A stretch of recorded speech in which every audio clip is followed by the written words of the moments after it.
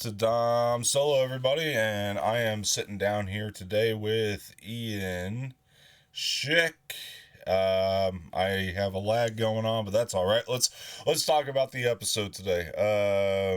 We just watched The Mandalorian, chapter 15, 16. And did you catch the name Chapter of this 16. one? It was I did not. yeah, please look that up for me. I don't know why I missed the got name you. of it, but it'll be in the thumbnail, folks, if you... I missed it as well. It should be in the title. Mandalorian. Yeah, I can't remember the name of the dang... Oh, I see why I'm getting lag here. Okay. It should be going away here in a bit. While you're looking that up, I'm just gonna go right into the beginning here of the episode. Well, first let me give you my overall thoughts. My overall thoughts are... Oh, Yes. The rescue. The rescue, that's right. All right, thank you. Fitting. So my overall thoughts, and by the way, last week I predicted that Lucas would direct this. It wasn't. It was Peyton Reed. I don't know why they had to keep that name under wraps, him directing, but okay. He did a good job, don't get me wrong. But it was just interesting that they had to keep the name Peyton Reed under wraps. I like Peyton Reed as a director. But anyway, let's get into the episode itself. We know what this is about. Obviously, we're going to, pretty much we're taking we're going on a mission to save this kid. By the way, what were your overall thoughts of it? Just as kind of an overall before we start with the story stuff. I thought the action in the show was actually really well. I liked the fight sequences. I feel like they're choreographed pretty well. Yeah. Overall, I liked the episode. It's not my favorite. We'll get into that for sure. Overall, though, I mean, good episode. I'm looking forward to the next season. Yeah, definitely. It's kind of hard not to look forward to it, or at least be curious about where they're going to go with this. I think a lot of people are probably going to be divided on the way it ends, but it's not going to be in, I hope, an argumentative way. You know what I mean? To where, Star Wars fans are fighting with each other. It's just going to be I feel this way, I feel this way, and it'll be as simple as that. You're going to feel one way or the other about the ending. It's just... So the ending had me a little disappointed for a couple reasons. Yeah, we'll get into the ending here in a bit. Yeah. But yeah, I mean, we'll see. I wasn't necessarily disappointed. I liked it for storytelling purposes. I'm agreed. Curious and anxious as to how they continue, but again, we'll save that for a minute. But so we're on this mission, and so they go and I was surprised. I mean, they went back and well, the first thing they do is they're kidnapping this doctor, right? Persia, I think his name is. Persia. Second time we've seen him. Yeah. Which I thought was interesting. But it made sense. I actually thought they were going to kind of use him as exposition for what they were using the child for, and they didn't go that route. Not at all. Which is confusing to me. Yeah, I think that would have been a cool way to explain it while you had him. But okay. Yeah, it was interesting. I'm okay with the story. It's not like it was a problem with it. It didn't go the route I thought it was going to go. Yeah. And then, so then this I didn't expect. I did not expect them to take the detour to go get old Bo-Katan and her buddy. Yeah, I wasn't expecting that. She's not on board to, go get Gideon at first, and so they have to talk her into it. I did like the little argument. Not argument, but yeah, it was kind of an argument between her and... It was a spat. Spat, thank you. Between her and Boba Fett. I thought that was a lot of fun. And I'm really starting to like this... I've heard your voice so many times before your own. Yeah, I really started to like this Boba Fett the more we see him, man. I'm becoming a Boba Fett fan more and more each week. And the cool thing is... Speaking of which... Yes. I do want to say... It was a sad day yesterday because the original actor for Boba Fett passed away. Yeah, let's make sure we mention that. It's, we could look at that in a few different ways of, it's sad because we lost him. It's sad because we lost 2 Star Wars alum this year, big ones. But at the end of the day, I mean, I like to think of it as, he was hopefully able to see his legacy was in good hands. Hopefully. and Hopefully, he was able to rest easy, and that's I'm how. I'm I really hope he got the chance to watch the couple episodes that we had so far. Yeah, me too, man. Because that's that's That's huge. it is. It's a big deal. And also, I gotta show you this. My sister is the best person in the world and got me this for Christmas. This mug, and it's got Boba Fett. It's an Empire Strikes Back mug. I don't know how well you can see it, but Not very well, but it's awesome. yeah, at the back, it's the 40th anniversary of Empire Strikes Back, so it's pretty cool.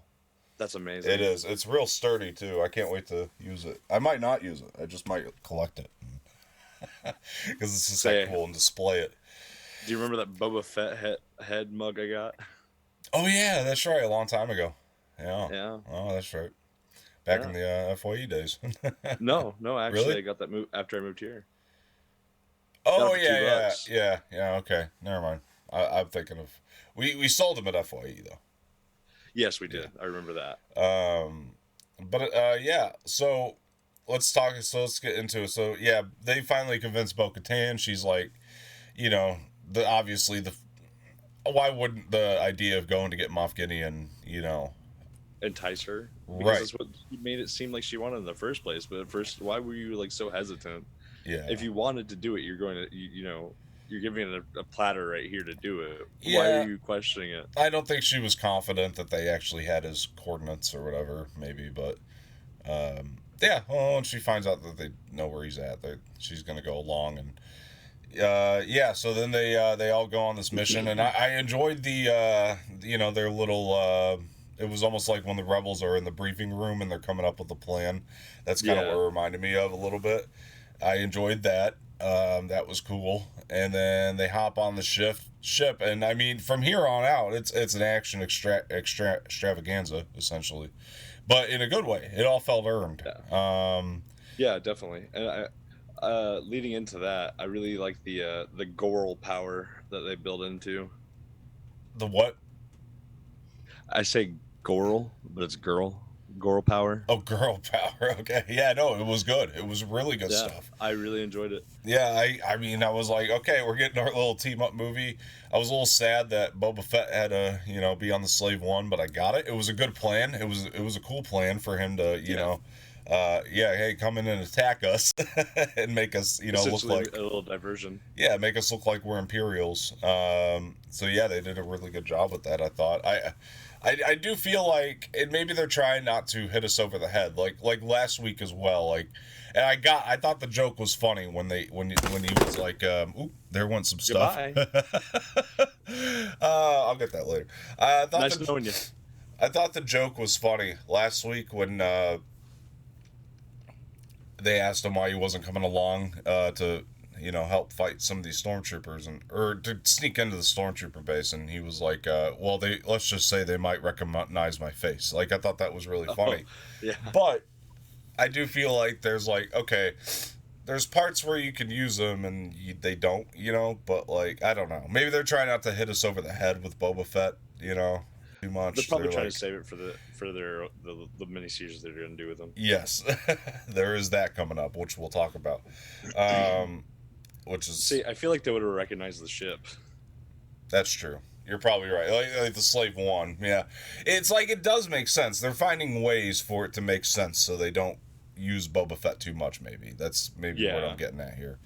Um, but good job overall. I mean, again, like this action extravaganza that we're getting in here is pretty cool. Like you said, the I girl power is great. yeah the Goral power. Moral power, it's Goral wonderful. power. It I works. think there's like two things that stuck out to me in this whole action sequence. When I can't think of her name for the life of me at the moment, but when her gun jammed, what is her name? Oh, Cardoon. The Cardoon. Yeah. yeah, Karen. Oh yeah, she Karen. starts beating him up with the gun. That was cool. Yeah, That was she's cool. like, my Thule don't work, so I'm gonna hit you with the Thule. No, really though, that's what it was awesome though, She's like, Thule still got uses. yeah, I was really. This is like I was liking this stuff, but I was worried about it too because I didn't want to spend the whole runtime. I actually, you know what? Like I thought we were. It's not that it felt long. I thought we were further into it at this point than we actually were, and I think that's why I was getting worried, because I was like, okay, is this going to be an easy? They're just gonna kill some stormtroopers and then get the child. Is it going to be that easy? I feel like they've just done some easy sequences this whole season, and I'm fine with it because I feel like they pace it well enough. Yeah. To my surprise, and luckily, it wasn't all that easy. I mean, well, Mando. By the way, one of the things that I laughed so hard when he opened up the hatch and all the dark troopers went flying out. Yeah. Well, the first thing that happens is he gets in that scrap with that one, and that was cool.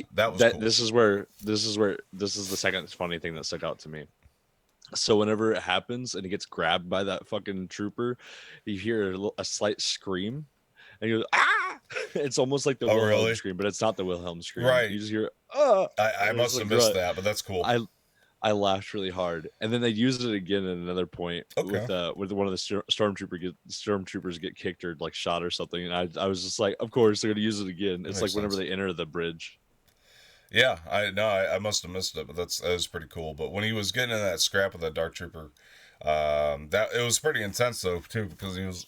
It was like how does he get out of this? And he takes the spear and he figures it out. Obviously, this is the one time I actually enjoyed techno music in Star Wars and techno music. Yeah, that was interesting, wasn't it? How they utilized that when they I noticed that too. It was cool. I didn't mind it. I liked it just because of how fitting it was for the situation. Yeah, the score, they were doing something different with it there. Yeah. Yeah. It was good, though. I mean, Dark Troopers, they're all electronic, so that like techno beat that they're using was all super dark soundy. It wasn't like when they were climbing up that cliff in the Clone Wars movie. That's yeah. I'm gonna call it Doom techno. Yeah. Techno Doom. This is good. I liked it. And then when he opened up the hatch and all the troopers go flying out, I laughed out loud, like audibly, because I was like, well, there they go. That was easy. But they come back, I would say, of course that was short-lived. Yeah, I was like, oh boy, I thought that was a good joke. Just to have them all fly out, like, because they set them up to be these big bad things, but they actually are. So I'm actually happier that they played that out. But see, one thing that kind of annoys me, and like it's always annoyed me, but how weak the stormtrooper armor is. And I love how they make a joke about it in Rebels too. Yeah, because whenever Rex is like trying it on, he's like, this shit's weak. Right. No, definitely. But like they get shot once and they go down, but we see Mando's getting shot and they're just like, whatever, dude, this is like, you're tickling me. Right. Thanks, I came. So he goes into this is where the episode really started to get me, is when he walks into that room and that shot of Gideon with the darksaber over the kid. I was like, oh boy. Yeah. Giancarlo Esposito is great in this episode, by the way. Yeah. Yes, he is. But can we talk about how Mando's head was getting smashed into the wall and he's just taking it like a fucking champ? Yeah, that was cool. That was cooler than hell. He's like, oh shit, oh shit, oh shit. Yeah, that's right. When he's fighting that's right. Yeah, I forgot about that. Got all dented in. Yeah. The whole wall was like just demolished. It's that Beskar. It's strong as hell. It helps him. Oh yeah. I want to backtrack a bit too, because I liked the maneuver that both the other Bo-Katan and her friend used, where like they're like, hey, well, keep your eyes out, and then stormtroopers come on the bridge above the like space, above like the little exit into space, and they're like, they just float off in the side, so the other stormtroopers come up behind them, so they come back and they're just like, okay, here's some recon. I thought that was neat. That is cool. No, I mean, yeah, the Goro power. Yeah, Goro power. No, it's all good in here. I mean, it plays throughout. It works really well. I like seeing Bo-Katan in action, Oh, yeah. I was just worried about... No, I mean, they ended up using her pretty well. I was just like, is she just going to be here to do action, or is there going to be more depth to her in this? And they definitely I feel like there's depth. Oh, yeah, they added some for sure. But yeah, so the imagery of the image alone, I mean, obviously makes you go, when he walks in, you see Gideon with the saber over the child, and then, I said, go ahead. You poop yourself a little bit. You're like, the kid. You better not touch the fucking hair on the kid. Yeah. Giancarlo Esposito, though. He does such a good job in this episode, I feel. he's very intimidating. I knew it. I knew when he told him, yeah, I just needed the blood. Go ahead and take the kid. I knew when he said that wasn't going to be the case. Like, he was going to come back after Mando, and that's exactly what he did. Uh, I don't know why my How stuff do is you like spell his name? Giancarlo Esposito. It's like Gian Carlo Espo. Here we go. Yeah. Found him. Okay, because there's something he tweeted to his he tweeted about texting to his daughters. Oh yeah, I read that. That was hysterical. Yes. I could see him saying it too, which I'm made me gonna laugh mention even that. harder. Yeah, definitely. But when he's do you have it up now? No, I'm gonna let you continue. Because that was hysterical. I could see him saying it and stuff, and that really made me laugh. I know exactly what you're talking about. So yeah, when we get into more of the finale here, it really just keeps heating up, and he's, like I said, when he starts going on Mando with the dark saber, he's like wailing on this guy, and I'm like, oh my gosh, is he actually going to break the Beskar? You know, like that's actually what I was thinking in my head. He didn't, and Mando actually won the fight. I don't know, man. It came across a little easy to me, the way that he won against Gideon. But it was. But I mean, like, for plot's sake, in the defense of the show, yeah, and plot's sake, but in the defense of the show, Mando is also more apt to combat than Moff is, probably. Right. In defense of the show, we don't actually know how much Moff Gideon is trained in combat. So, in my opinion, it's like, okay, now this character is pretty much all talk and not really, you know what I mean? He can talk the talk, can't walk the walk. Because, like, when it came to the combat, he was good at first, don't get me wrong, but he kind of sucker punched him too, you know what I mean? And then, so, like, yeah, Mando came out with a spear, and it was like it was over after that, almost. Well, I mean, there was some good back and forth, but yeah, whatever. I mean, it was cool. He gets Gideon, he brings him up to the I guess what you would call the bridge, I guess. Right. It has a dark saber in hand. Yeah. Right. So he brings him up to the bridge with the saber. Yeah, Mando comes up with the saber. Yeah. I'm sorry, I found it. Oh, okay. Yeah, go ahead and read that out real quick. So Moff Gideon thinking in his head, my 4 daughters watch the Giancarlo. My 4 daughters watch this, and obviously the world is like, it's the Baby Yoda show, and I'm never jealous or have any problem with that. But I have to say, 2 of my daughters texted me, and 2 of them called me, Papa, please don't hurt that baby. Don't hurt that baby. And I said, I will squash that little big-eared bastard. And it makes me fucking die every time. Yeah, well, he had to have said it, like, you know, in the Gideon way, right? I will squash that little big-eared bastard. You know how he says it? He talks like all, like, it's like proper English. when I imagined him saying it, I imagined God, I can't even think of his name right now from Breaking Bad, but I imagined the actor for Breaking Bad saying it because it's just so much more intimidating. Who, Walter White? No, he played in Breaking Bad. I can't think of his name. Oh, Gus. Yes, Gus. Whenever he was playing Gustavo. Right. Like Gustavo Fring. Yeah. Yeah, I got you. I imagine his, like, I'll crush that little big-eared bastard. Yeah, definitely.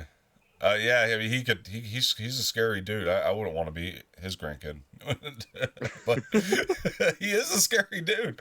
I wouldn't want to be, if I were him, I wouldn't want to be around old people. They tend to blow up around him. Right. Definitely. But he,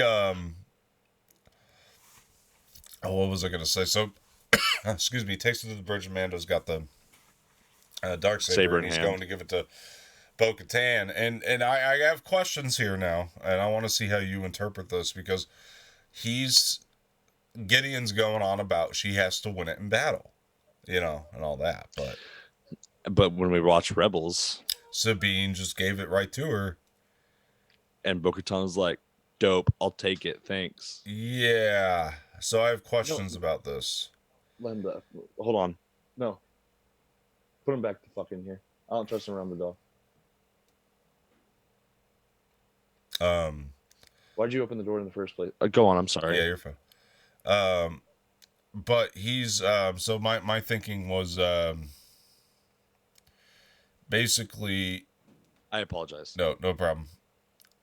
I'm just thrown off now. Oh yeah, Rebels, right?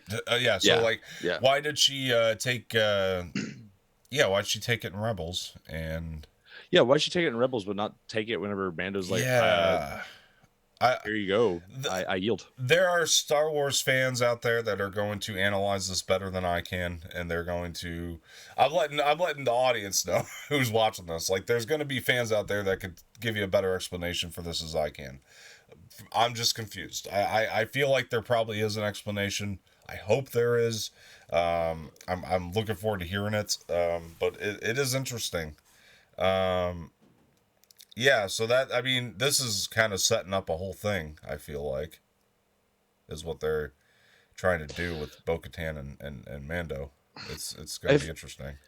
I don't like when you change things like this, though, because then it makes us have to question it. Like I said, there might be a good explanation for it out there, though. Like, there might be a legitimate explanation. I just don't know it.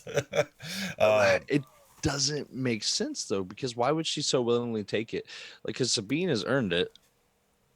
So why is it that she can just be like, here you go? It just feels like they're just trying to grab for plot at that point. Maybe. In my own opinion. Like I said, and it's just like, well, let's wait for other people to break this thing down, and maybe we'll get a reasonable explanation for this. Maybe. We're probably missing something here that I'm not thinking of, or I don't know. Like a detail. But yeah, so I mean, it's going to be essentially, I mean, this is really where it all starts to heat up. I mean, what did Gideon say? He's like, it's not about the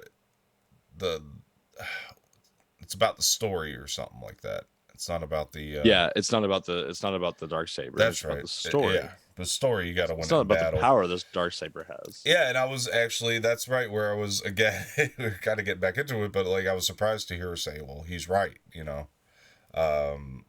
And so there was that, and so what do we got next? Is this where the X-wing kind of flies in? Right? Well, this is where the droids come back. Droids come back. You're right. That's the first thing that happens. And then they're trying to break that door down, and they're like, "Oh shit!" And he's like, "Every one of you except for me and the child are going to die." Yeah. Then and all of a sudden the X-wing comes up. Yeah. This was I mean, it was an X-wing. I was like, it's probably got to be Luke somehow. Yeah. The moment I saw it, I was like, it's Luke. I was really hoping. I was like, you know what? Cal Kestis could still get it, or Ezra could still get it. Yeah.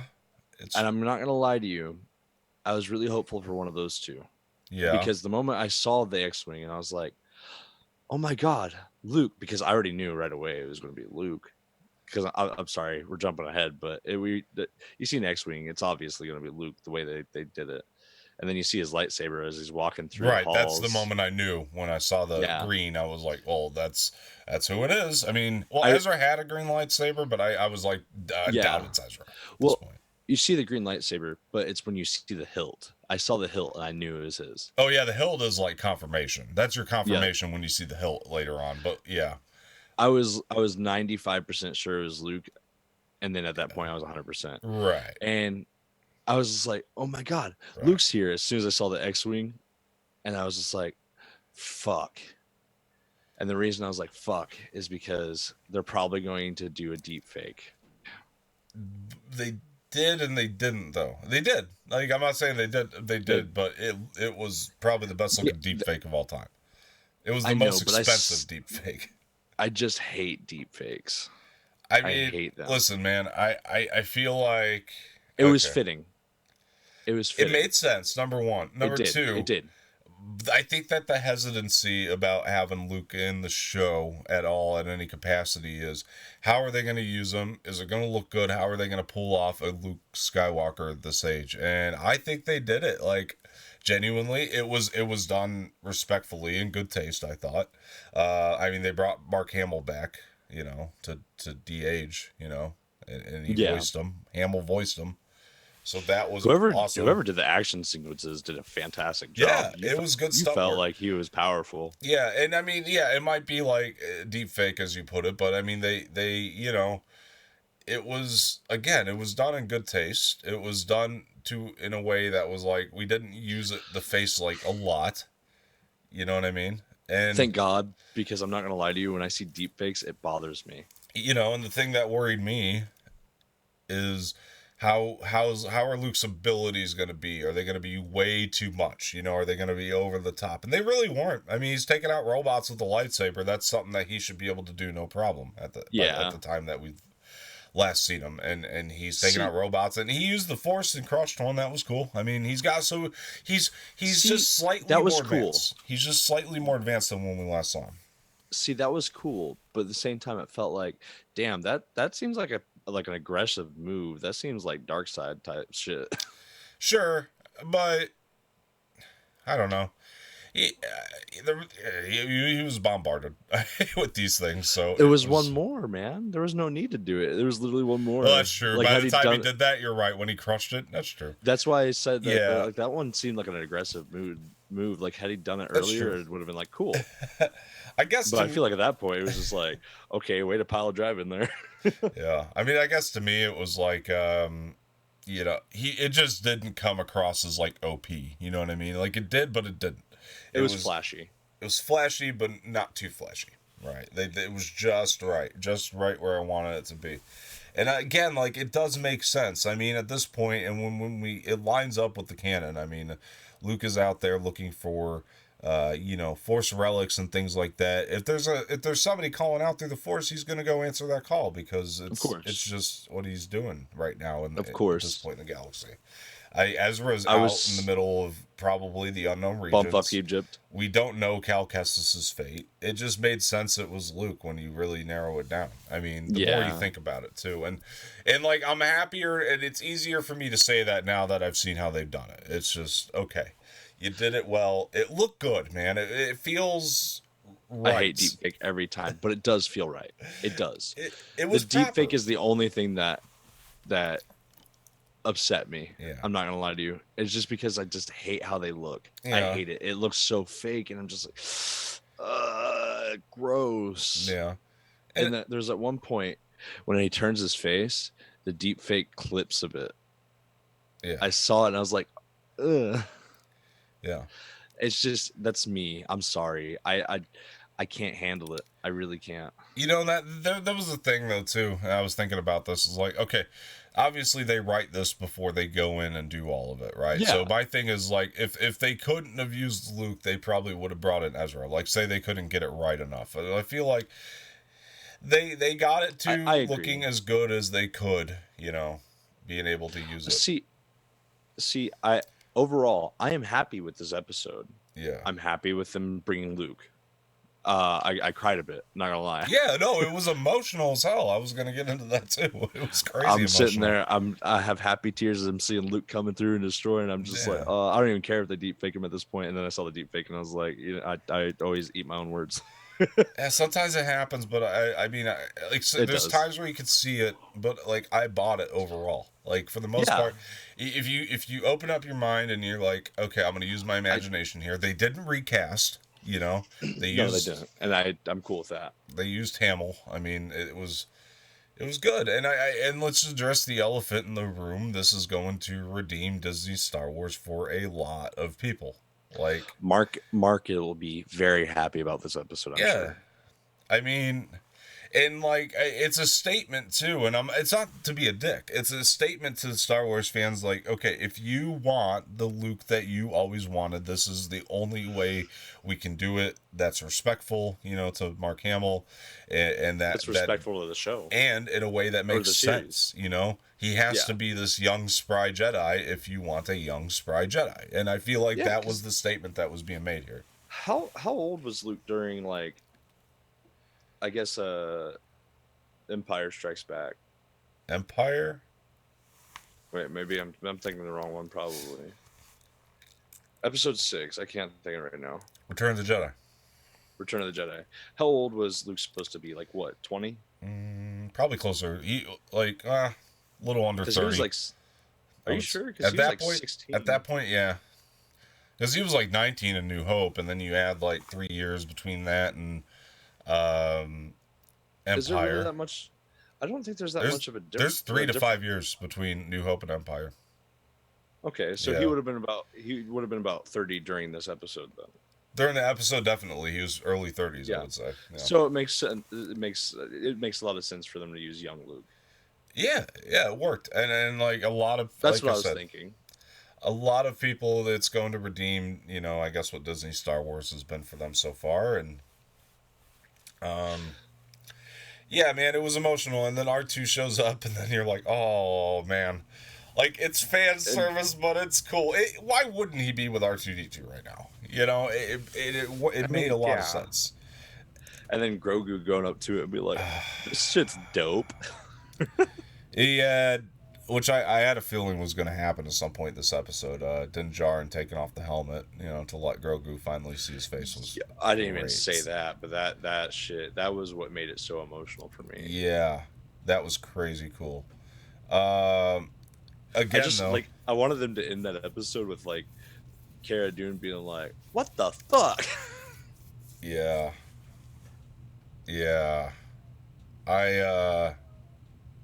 I don't know, man. I mean, that's how they decided to end it. Was I liked it. Luke's gonna take Grogu. I did. I thought the final line was, the "May the Force be with you" was cool. Yeah. But at the same time, I feel like I'm curious. It was a little bit too much of a cliffhanger. Yeah, what happened to Gideon? They didn't take him out, did they? They knocked him out. That was another one of my things. Like, you're going to tell me now you have a problem with killing somebody? You just annihilated, like, 1,000 stormtroopers. They didn't want to kill him because of the information he has. You think and then so? the prize someone said, yeah, they even mentioned that a couple times. They wanted the information. Yeah, They just knocked him out. Gotcha. They knocked him out because they needed him for information and stuff. Okay. All right. And I like that. Also, at that point, I mean, the other dude's still on the ship. The scientist, he's still on the ship, so he's probably still alive too, which means extra money for Cara Dune. Yeah, I'm just wondering, like, okay, who's going to be the enemy moving forward? Because there's a limited amount of Empire left at this point. Let's be honest. Obviously, we're going to transition into the First Order. I'm assuming at some point in this series. That's probably how we're going to. I feel like at this point, Moff Gideon is going to be kind of like I don't know how the show plays out anymore because I fucking hate the show. But Moff Gideon is going to play out as like why can't I think of names today? And he's like my favorite character from the comic series. The Walking Dead. God, dude with the bat, Lucille. Oh yeah, Negan. Right. He's gonna play like how like Negan played out in the comics, where they have him in the similar to how they do it, not exactly like, but how they have him in captivity, and he's gonna be like just trying to bullshit his way out of it. I feel like the whole time, and eventually when he finally gets out, he's gonna pull some fuckboy shit. Right. He's gonna work his way out. There's no way he's not going to. Yeah, probably. I mean, we can't forget Thrawn is still out there somewhere, so who knows what he's got up his sleeve. Thrawn's gonna be strictly for the Ahsoka show, man. Oh, I'm sure. I'm just saying that he might get him have something.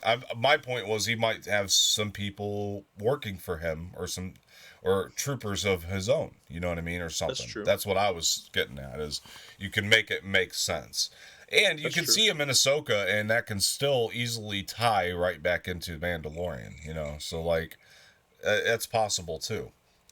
And then my guess is, like I said, we're going to see that transition, I would think, from the Empire to the First Order at some point, too. We're going to see how that all goes. And I gotta wonder, is Snoke out there somewhere? You know what I mean? Like is Snoke, were they successful yet on him?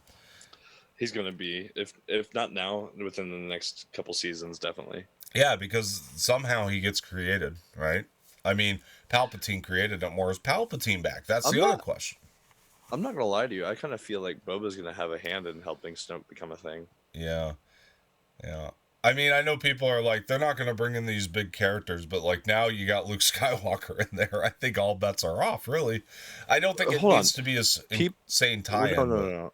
We have Ahsoka. We have Boba. Now yeah, we have, the mention of Thrawn.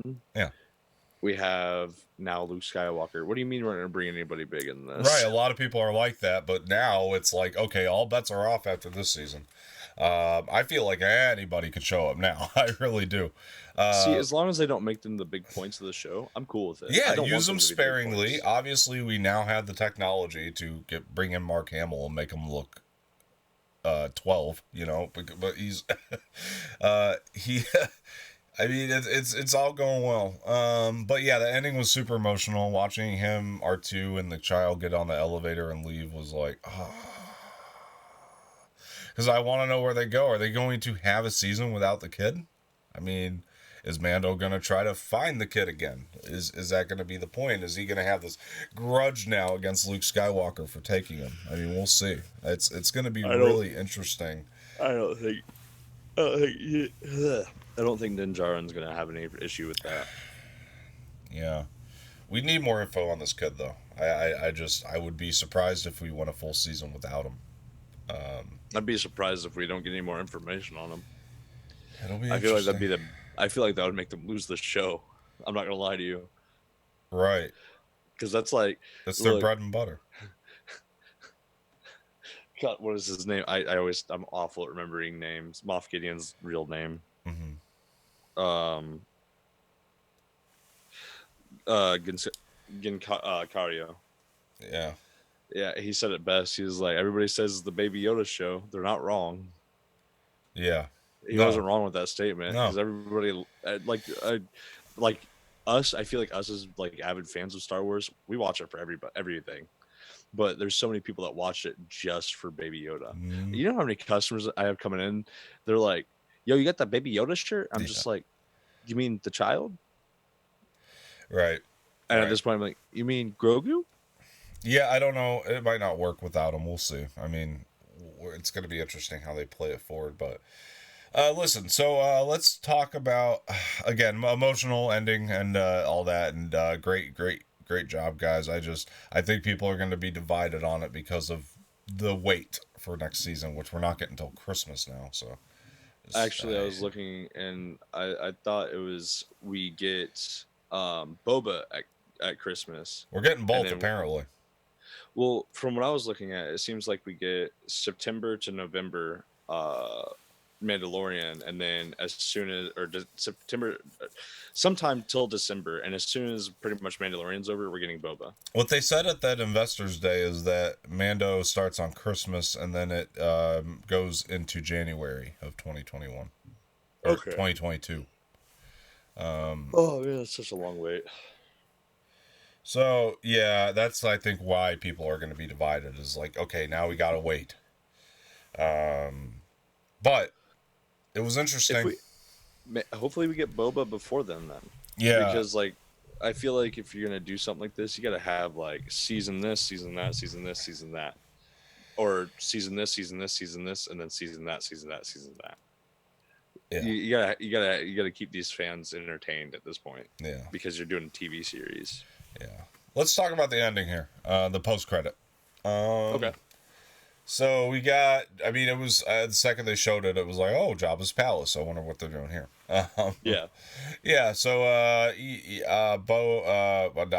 Fennec comes down, and she's shooting up people.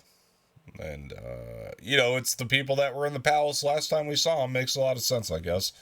Yeah. And then Boba Fett, takes out all these guys. He's sitting on the throne, and I'm like, all right, Book of Boba Fett, 2021, December 2021. I'm like, okay. I was like, this is cool. Yeah, they didn't really. announced. I mean, we'd heard that there might be a Boba Fett spinoff in the works and stuff like that'd been reported, but they didn't announce that at the Investors Day for some reason. But I okay. thought I thought we already knew they were already doing recording for Boba. It was reported on, but it wasn't confirmed by Disney at the Investors Day. So everybody was like, "Wait a minute, is that going to be what Rangers of the Old Republic is?" Well, apparently not. Or the New Republic is going to be that show? Well, no, apparently not. We got a fourth one coming next year, and that's going to be Book of Boba Fett. So that's I'm about it. oh, why not? We'll see how they do all this. It'll start a nice little entourage of things we can watch. Well, this is how you make your, I guess, like connected overall universe. You know, you start to, it's how you make your own version of what Marvel's doing essentially, and you make all these things, you connect them, and it works. I mean, I like that. I like that it wasn't like because Marvel will do this, and nothing against it. Like Marvel and Bond all do this, where it's James Bond will return in, and then they name the movie. No, this just went Book of Boba Fett, December 20. You know, it was like that was a cool way to do it. I hope they do it with all of them like that because it's a little more original to do it that way. I like that they're labeling them as books as well. Mm-hmm. I feel like that's a Filoni touch. Has to be. Has to be. If he's even developing that show though. I don't know if he is. I mean, we'll see. I mean, him and Favreau are doing Ahsoka, Rangers of the New Republic, Mandalorian already. So I don't know who's going to be doing Boba Fett. Oh, but here's the thing: like Jon Favreau has written all these episodes. Essentially, Jon Favreau has Filoni in his ear. Filoni's like, "Yo, make it a book." Yeah. No, it has to be. I mean, like maybe. Avatar, even Rebels. I mean, don't they label Rebels as chapters? I don't know. I don't think so. I think they do. Maybe. Like season 1 is chapter 1, season 2 is chapter 2. Maybe. Yeah. Filoni is a storyteller. Yeah. True that. I mean, listen, guys, it was a cool finale. Really cool. Not my favorite episode in the season or the series, but cool. I love that Ahsoka one, man. I think that was probably... the Ahsoka one tops it for me. It's not a lot to do with. I mean, it's cool to see Ahsoka. It's always a plus. Don't get me wrong, but it was more or less to do with the way that Filoni directed it, and. Yeah, I think it makes sense that was my favorite so far, is because it's a backdoor pilot for the Ahsoka series, right? That's kind of what it acts as, and so So I loved this episode though. Still, I thought it was cool. I think a lot of people are going to be happy, excited, surprised. I'm excited to hear more reactions. What did you guys think of it? Let me know in the comments section below, guys. So Mandalorian is over, but that does not mean. Excuse me, that I'm going to stop making Star Wars content every Friday. You can catch me here at Dom Solo on the Anoraks channel here. So if you haven't subscribed, make sure you do that. Like this video, leave some feedback in the comment section. And we're going to, I'm going to come back and give you guys a little short, maybe 15-minute Star Wars thing every Friday. We'll see how we do that. Maybe I could get Josh on next week since he couldn't make it this week, which he sends his apologies. And he's sorry, but he loved the episode. He wanted me to let you guys know. Maybe we can get him on next week just to talk about this finale and how he feels. Like maybe we could do the speculation of where it goes next week, and that could be a lot of fun. But hey, guys, listen. I've been Don Martino. This has been Ian Schick. Ian, thank you for joining. Ian, what? Of course. Where can the people find you? As always, you can find me at jewtacularian on both Instagram and YouTube. Yeah. Make sure you go follow. I'll leave that in the description below too, guys. And I'll leave my social media in the description below also. Josh also wanted me to say before I take off here that his review of the episode is very wet butthole. So he loved it. Hey man, that was Josh's words, not mine. He wanted me to make sure I'll let the people know. Look, if Josh has a mangina, Josh has a mangina. All right, guys, this has been the breakdown for The Mandalorian Season 2, Episode 8, Chapter 16, The Rescuer, right? Rescue? Yeah, Rescue. The Rescue. All right. No, Rescue. Rescue. The Rescue. All right, wonderful.